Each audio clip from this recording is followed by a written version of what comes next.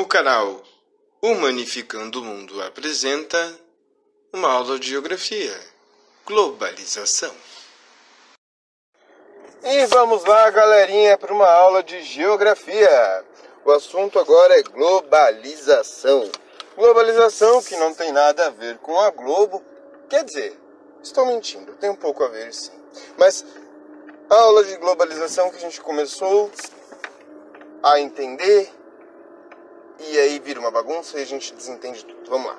Globalização. Globalização é um processo que se inicia desde as grandes navegações, tá? E é um processo de se tornar global. Ou seja, é um processo de redução, de encolhimento do mundo. Como assim? Professor, o mundo não encolhe, continua do mesmo tamanho. Sim, mas desde que os portugueses e os espanhóis se lançaram ao mar e foram descobrir novas terras para explorar no mercantilismo, que é chamado de fase mercantilista, né, de fase comercial do capitalismo, o mundo começou a encolher de tamanho no sentido de que cada vez as coisas estão mais fáceis de se chegar ou de se aproximar. Como assim? Hoje é muito mais fácil de você chegar no Japão do que antes, lá na época das grandes navegações. Uma viagem para o Japão, para vocês terem uma ideia, naquela época, demorava aproximadamente de Portugal até lá uns 4 a 5 meses. Hoje, você viaja para o Japão em no máximo 24 horas. Você tem uma redução do mundo também na parte da evolução das comunicações. Já pensou quanto tempo demorava para chegar uma carta ou uma notícia de Portugal até o Japão, lá em 1500?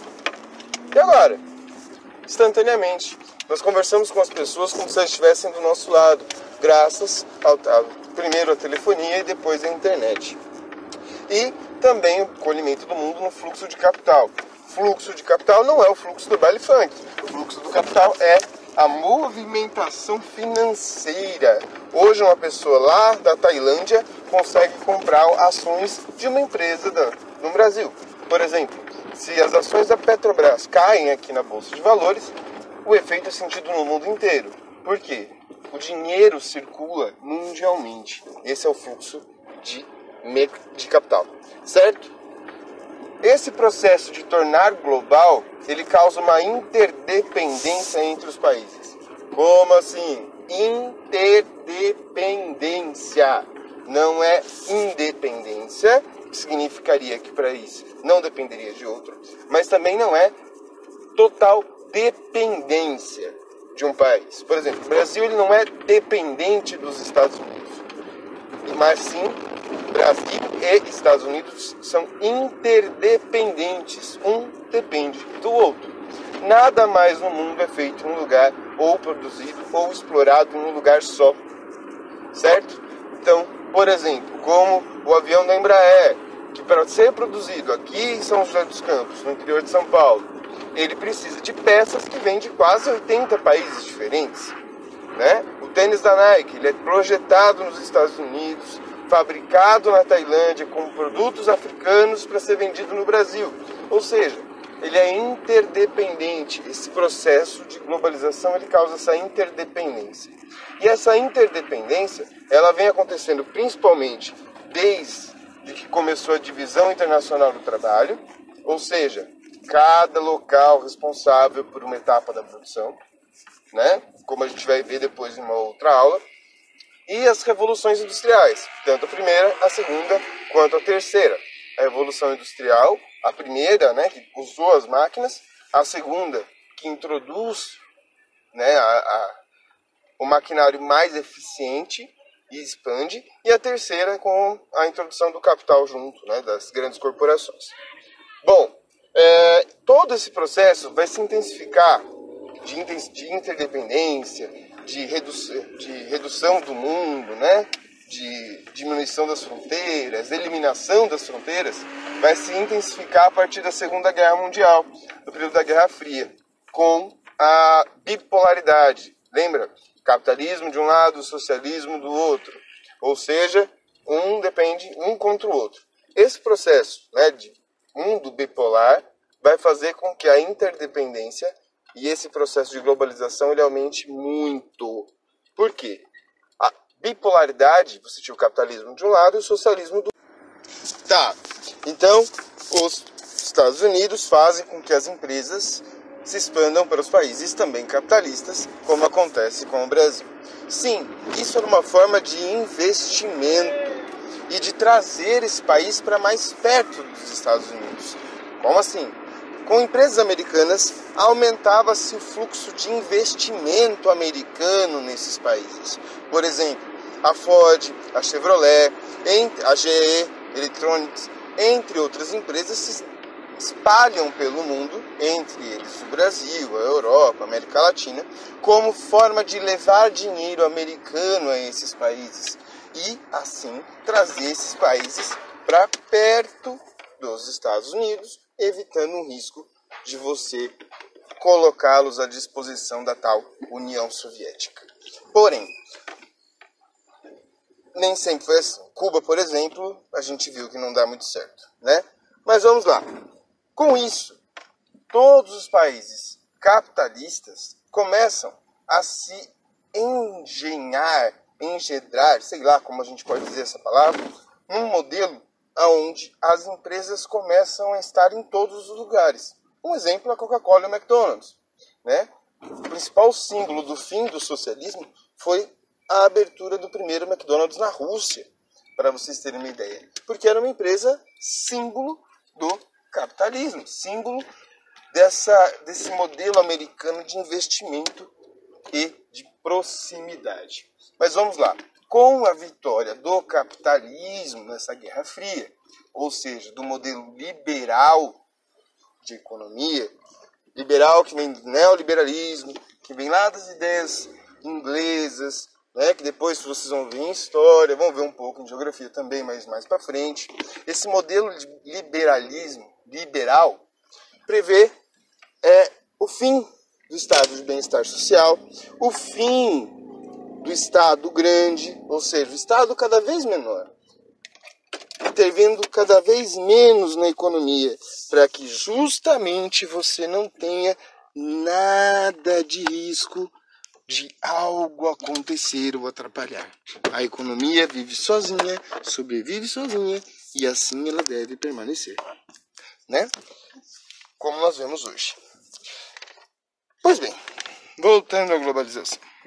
Com esse modelo ganhando, nós temos um pequeno detalhezinho, muito pequenininho. Não existe mais bipolaridade, existe agora a multipolaridade, ou, como chamam, a unimultipolaridade. Aê! Estados Unidos como grande líder e os outros países como seguidores. Essa unimultipolaridade sugere vários polos. Se antes estávamos divididos entre União Soviética, socialismo, ou Estados Unidos, capitalismo, ou seja, dois blocos, nós temos agora vários polos, sempre tendo os Estados Unidos como líder. Como assim vários polos? Nós temos várias formas de divisão, né? Várias formas de separação desses países em vários polos. Existem os países centrais, Estados Unidos, União Europeia e Japão, que são produtores de tecnologia. E existem os países periféricos, como o Brasil, que compra tecnologia. Esse é um modelo de divisão. Outro modelo de divisão são os países por influência, como, por exemplo, Brasil, União Europeia, China, BRICS, SEI, entre outros. Certo? Então, unimultipolaridade significaria isso. Beleza até aqui? Então, beleza, vamos lá. Multipolaridade, unimultipolaridade, tudo isso vocês já entenderam. Só que isso leva a algumas coisinhas da globalização que faz com que a gente se sinta um pouco preso a ela. Como assim? Globalização não é tudo tão bom assim. Exemplo, nossa, a gente tem todos os acessos a todas as coisas do mundo. Sim, isso é ótimo. né? Temos acesso a remédios, comidas, roupas, tecnologias, e etc. Mas nós temos um problema também. Na verdade, um não, vários. O primeiro problema dele é a criação da cultura global. Essa cultura global, ela prevê que o mundo inteiro seja baseado numa mesma cultura. É a cultura dominante ou a cultura baseada nas grandes corporações. Como assim, professor? Vamos dar um exemplo de uma roupa tipicamente brasileira. Não existe. Ou um tênis tipicamente brasileiro. Não existe. Por quê? Porque nós seguimos o modelo de fora. A Nike, a Adidas, a Calvin Klein, entre outras marcas, fazem com que a gente goste do seu estilo. Nós não temos mais muita escolha. Além disso, os idiomas locais estão morrendo. Basta ver o inglês como língua oficial. E muito provavelmente, em breve, nós teremos o chinês, né? O mandarim também como língua mundial. Então nós estamos abandonando a nossa cultura para partir para uma cultura global, uma cultura única. Alguns vão dizer que isso é ótimo, outros nem tanto. Basta ver, por exemplo, que nós assistimos muito mais filmes e séries americanas do que programas brasileiros. Apesar de a Globo e Rede Globo de televisão ser a quarta maior emissora do mundo e ser a segunda maior produtora de conteúdo televisivo do mundo. O mundo assiste a Globo, mas o Brasil assiste Netflix. Que coisa, não? Por quê? Porque esses programas, filmes, tudo isso que vem de fora trazem propagandas. É fácil você ver um seriado americano, por exemplo, que tem uma propaganda de um carro da Ford. Quem aqui assiste lá o The Vampire Diaries ou o Supernatural vai ver que os carros são da Chevrolet ou da Ford. Vai ver a marca de refrigerante que eles tomam, vai ver onde eles comem, o celular deles, que geralmente é iPhone. Ou seja, tudo como forma da gente comprar. E isso faz com que nós abandonemos, nem sei se essa palavra existe, a nossa cultura a fim de uma cultura que vem de fora. Tudo baseado nas compras. Isso, o capitalismo ele é baseado na compra e venda, no mercado, livre mercado.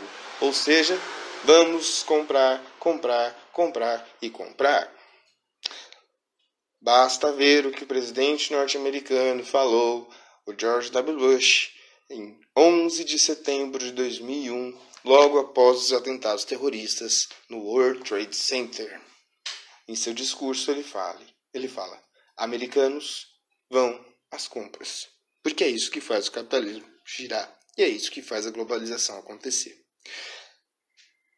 E para se ter compra precisa ter produção. E para se ter produção cada vez mais acelerada, você precisa de novas tecnologias, ou seja, novas máquinas e novos produtos feitos para produzir. E isso gera também a perda de qualidade do produto, ou esqueci o nome. Os produtos são feitos para quebrar, tá? Como assim, professor? Feito para quebrar? Antigamente uma máquina de lavar roupa durava anos, 20, 30, 40 anos. Hoje uma máquina de lavar roupa dura no máximo 2 anos. E isso é fato. Isso acontece. Em 1950, um economista americano fala que é preciso você produzir algo que mantenha a qualidade, mas que seja feito para quebrar, sem que as pessoas percam a confiança nas marcas. Sim, isso acontece. Basta ver o que acontece quando você compra um micro-ondas e ele queima depois de acabar a garantia. Além disso, você tem a nova DIT. Os países pobres, aqueles como a Bolívia, o Paraguai ou o Vietnã, recebem a parte suja do trabalho, ou a parte pesada. Enquanto países como Brasil, Alemanha, Japão, Estados Unidos ficam com a parte leve. Como assim? O produto é projetado nos Estados Unidos, com matéria-prima que provavelmente vem do Brasil ou da China, e é produzido em países com a mão de obra mais barata, ou aonde você tem poucas leis trabalhistas, ou quase nenhuma, poucas leis ambientais, ou quase nenhuma, ou que o salário e a mão de obra são mais baratos, pouco estudo, como a China.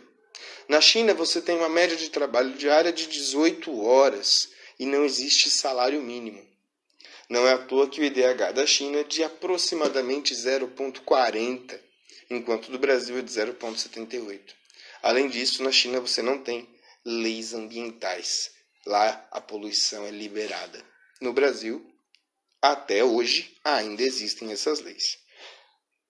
E, além dessa divisão do trabalho, onde os países ricos ficam com a parte leve e os pobres com a parte pesada, nós temos uma evolução na comunicação e nos transportes. Então tudo fica muito mais fácil. As fábricas produzem mais, as empresas que estão nos países ricos projetam cada vez mais, produzem em países pobres, que produzem cada vez mais, gastando cada vez menos, e tudo se transporta e se comunica de uma forma muito rápida. Um exemplo é a Toyota. Uma ordem da Toyota no Japão atinge todas as suas fábricas, inclusive aquelas duas, uma em Sorocaba, uma em Porto Feliz e a terceira em Indaiatuba, em menos de segundos. Por quê? Porque tudo está ligado. Uma ordem de uma empresa da Toyota, que está no país central, lembra lá? Japão, produtor de tecnologia, rico, atinge as empresas, fábricas que estão em outros países, onde a mão de obra é mais barata, em segundos, graças à comunicação.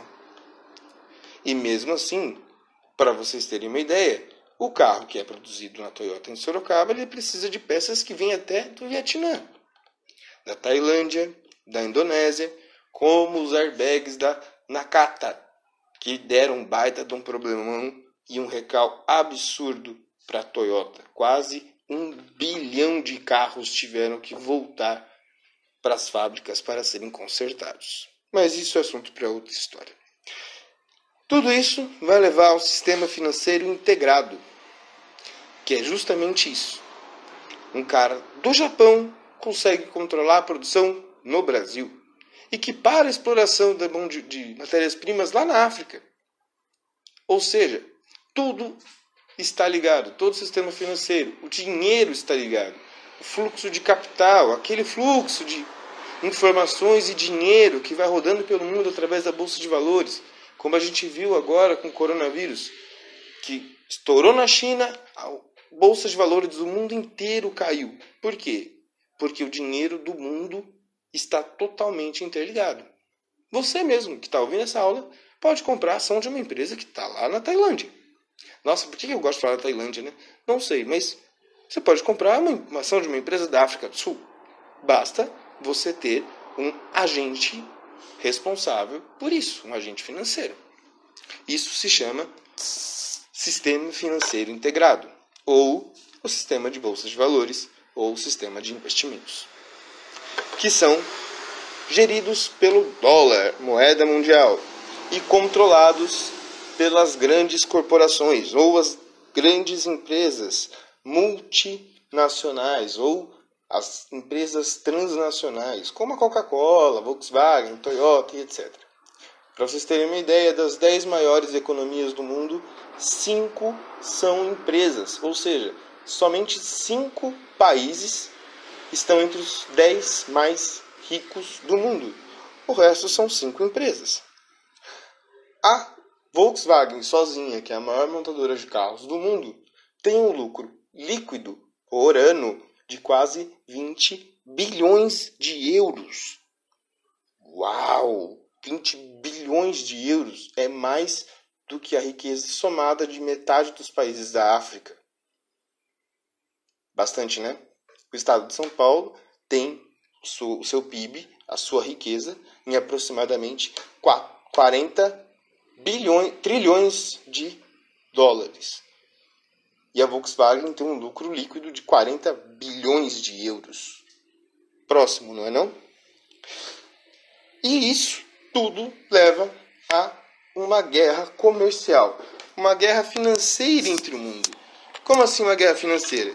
Se você tem grandes corporações que controlam o mercado, dinheiro voando e sendo totalmente ligado no mundo inteiro, se você tem grandes corporações que mandam, se você tem tecnologia de produção, divisão internacional do trabalho, evolução dos transportes, multipolaridade, os países vão perdendo sua força.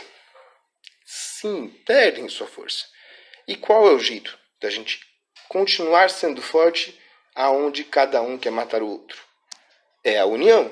E eu não estou falando do açúcar. Sim, é a união. Como assim união? No mundo globalizado, multipolar, onde você tem vários polos, países centrais, países periféricos, blocos de influência e etc, etc, etc. Empresas que mandam e desmandam no mundo inteiro. Você tem bolsa de valores, dinheiro circulando no mundo inteiro. Quem é rico manda, quem é pobre obedece. Os países vão perdendo o seu poder.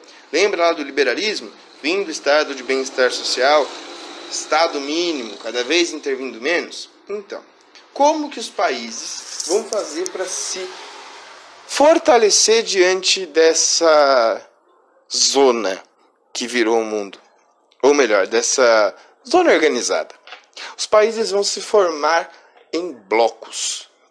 Blocos, não estou falando de Lego, estou falando de blocos econômicos, como a União Europeia, o Mercosul, a APEC, entre outros. Blocos econômicos são uma união financeira, política e legislativa ou judiciária que os países fazem para se fortalecer diante dos outros. Como assim, professor? Vamos imaginar que você está brigando. Você contra 10. Se você sozinho enfrentar 10, você vai se ferrar. A não ser que você seja o cara Van Damme ou o Arnold Schwarzenegger. Mas se você for você mesmo, mirradinho, baixinho, magrinho e fraquinho como eu, você vai se ferrar, vai apanhar. Então os países, diante disso, fazem o quê? Eles se juntam em blocos. Vamos usar o exemplo do Mercosul, Mercado Comum do Sul. Diante da globalização, ou seja, para brigar com os países no mercado internacional, para ficar mais forte, Brasil, Paraguai, Uruguai e Argentina se uniram em 1991 e criaram o Mercado Comum do Sul. Assim, eles passariam a negociar em conjunto, não mais um só. Ou seja, o Brasil não vai mais brigar lá fora para os seus produtos chegarem aos outros países sozinho. O Brasil vai ter o apoio da Argentina, do Uruguai e do Paraguai. Não é muita coisa, mas já é alguma coisa. A União Europeia conta com mais de 23 países e começou somente com um acordo de livre comércio de carvão e ferro. Ou seja, os países se fecham em blocos econômicos, se fecham em grupos e passam a ter uma economia integrada, uma política integrada e uma legislação integrada para poder brigar melhor com os outros lá fora. Assim, essa unimultipolaridade fica também entre os blocos econômicos. A União Europeia negocia sozinha. Não mais cada país negocia por si só. A União Europeia faz essa força. Isso é ótimo, muito bom. Fortalece os países diante do cenário internacional. Mas faz com que os países percam a sua soberania ou o seu domínio sobre a sua política e o território, ou a não necessidade de obedecer ordens. Como? Se eles se juntam para ficar mais forte, se eles juntam para tomar decisão juntos, cadê a independência deles? Não existe. Legal, né? Lógico isso. E isso é muito fácil de perceber com o lado fraco e o lado forte.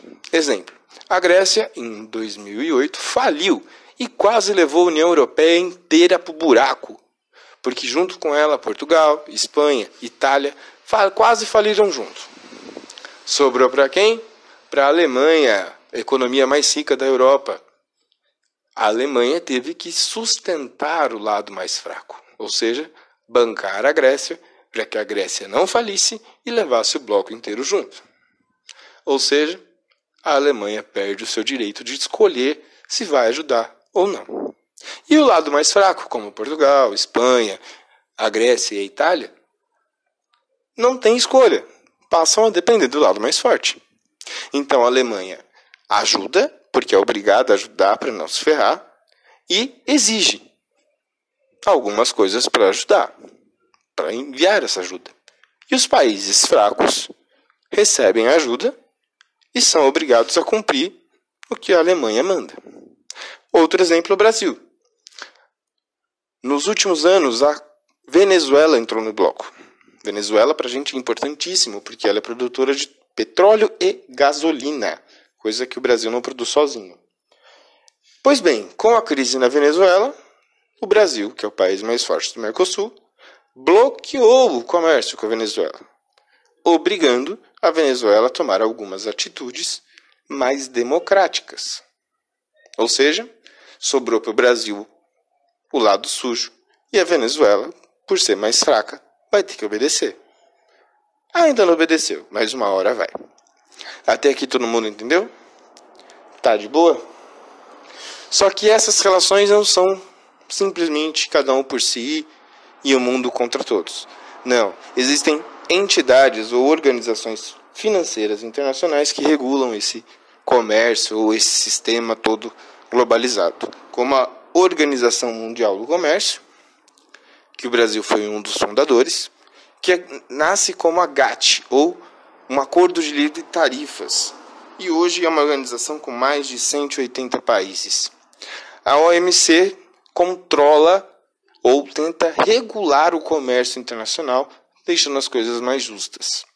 Nós temos também o Fundo Monetário Internacional, o FMI, que ajuda os países que estão em crise financeira, ou seja, países que têm dificuldade de pagar as suas contas ou estão em dificuldade política, que acaba afetando a economia, como é o caso, por exemplo, do Brasil ultimamente. O FMI manda dinheiro emprestado para eles, para que eles garantam a sua fluidez da economia. E tem o Banco Mundial, que é responsável por obras de investimento, ou seja, obras de infraestrutura. Aqui em Sorocaba nós temos o exemplo do Rio Sorocaba. O Rio Sorocaba ele foi quase limpo com dinheiro emprestado do Banco Mundial. As obras da... Como que é o nome mesmo? Que está acontecendo em Itaúvu? Lembrei. A obra do BRT, da Itaúvu, da Ipanema, que está acontecendo em Sorocaba, são feitas graças ao Banco Mundial, que emprestou dinheiro para nós. Ou seja, o FMI socorre os países com problemas fiscais e o Banco Mundial socorre os países para investimentos. E a OMC tenta manter os países sem brigar ou manter um comércio mais justo.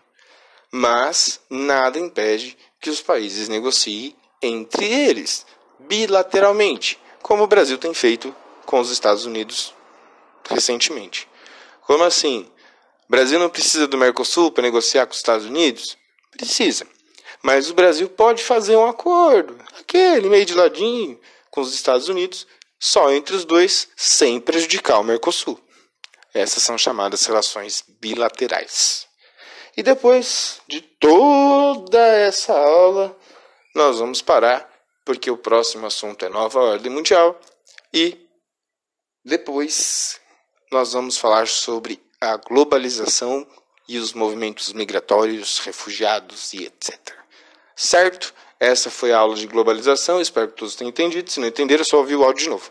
Beijo, titio, ama vocês. E até a próxima aula. Êêêê!